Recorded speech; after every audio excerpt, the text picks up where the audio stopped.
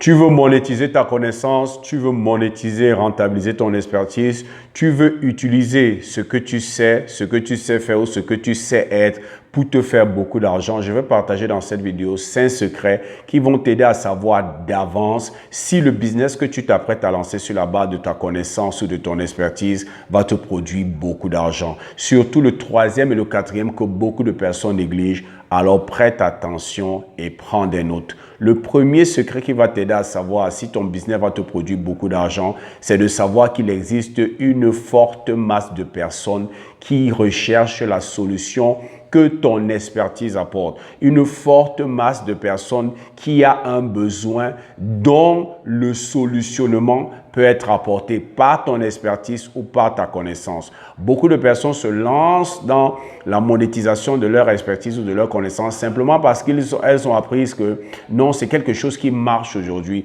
Les gens qui vendent leur connaissance, ça marche aujourd'hui, mais il faut te rassurer que la cible, ce que tu veux atteindre, cette masse de personnes est assez conséquente, est assez grande pour pouvoir justifier ton investissement. Parce que si la masse de personnes qui a le besoin dont la solution peut être pourvue par ton expertise n'est pas assez grande, alors tu cours le risque de te lancer dans un secteur qui ne va pas te produire assez de revenus. Donc rassure-toi, premier secret, qu'il existe une forte masse de personnes qui recherchent la solution que ton expertise ou ta connaissance peut apporter.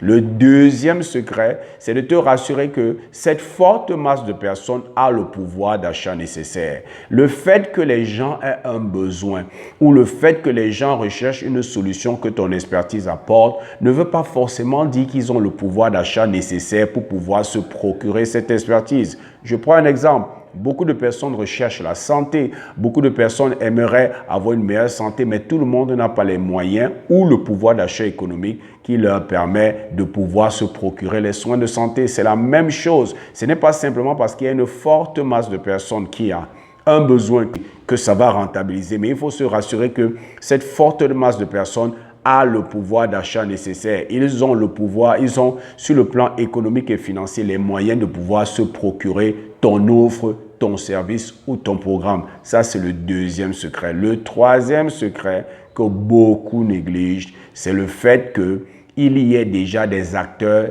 dans ce segment, dans ce marché qui se font déjà beaucoup d'argent.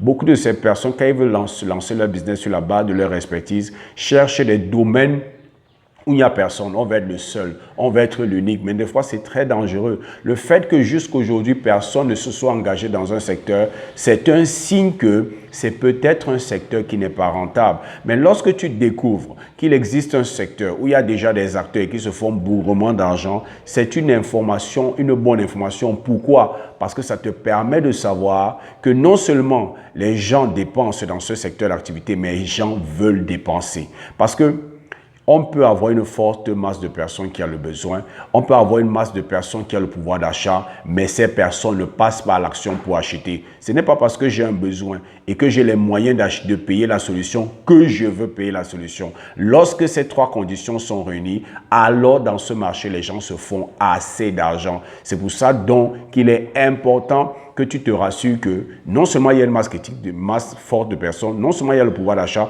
mais il y a déjà des acteurs sur le marché. Ça veut dire que les gens aiment acheter ce genre de solution. Les gens ne recherchent pas seulement ça, mais ils aiment acheter ça et ça leur procure de la satisfaction. Il faut qu'il y ait des acteurs dans ce marché qui se font déjà énormément d'argent. Le quatrième secret que d'autres personnes, toujours beaucoup de personnes négligent, c'est le fait que la cible, ce que tu veux atteindre avec ton produit, cette cible est accessible. Beaucoup de personnes se lancent dans des secteurs d'activité, dans des business tels que, après avoir créé le produit, après avoir créé son offre, elle commence à éprouver des difficultés pour atteindre la cible. Tu dois te rassurer que ce que je veux servir avec mon produit sont accessibles. Ça veut dire qu'il existe des canaux de communication qui permettent d'atteindre ce genre de personnes. Par exemple, aujourd'hui, c'est pour ça que beaucoup d'entre nous, nous utilisons les réseaux sociaux parce que beaucoup de nos cibles sont sur les réseaux sociaux. Parce que c'est ça le défi. Il ne suffit pas d'avoir une bonne offre. Il ne suffit pas d'avoir un bon produit. Il ne suffit pas d'avoir de l'expertise. Mais il faut te rassurer que ceux qui ont besoin de cette expertise,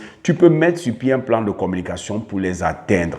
Et alors, lorsque tu découvres que dans ce segment, alors ma cible est atteignable, est accessible. Il existe des canaux de communication, il existe des moyens par lesquels je peux déployer une stratégie marketing pour les atteindre. Alors c'est un point très important. Le dernier secret, et non des moindres, c'est le fait que ce soit un besoin récurrent.